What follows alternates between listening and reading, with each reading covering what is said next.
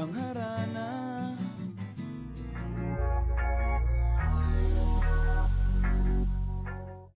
Sa latest video ngang ibinahagi ni Neri Miranda sa kanyang social media, ay makikita dito na sinorpresa nga siya ng kanyang asawa na si Chito Miranda. Nakuhanan nga ng video ang pagpasok nitong si Chito Miranda na mayroon itong daladalang bulaklak para dito sa kanyang asawa. Bitbit nga ni Chito Miranda ang mga bulaklak at cake habang ito ay papasok sa kanilang bahay.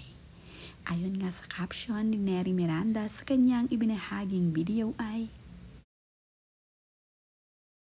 "May dumating naman niligaw. May dalang bulaklak at cake.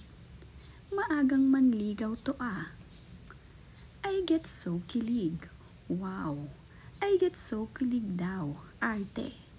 Kapag may pabulaklak ang asawa ko na wala namang dahilan.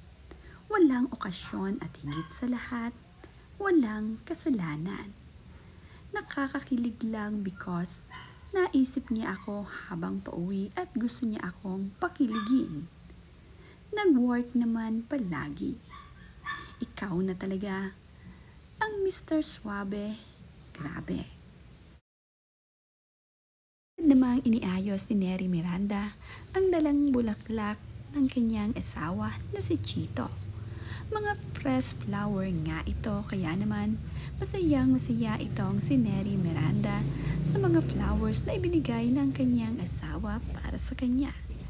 Kulay orange na mga bulaklak nga ito.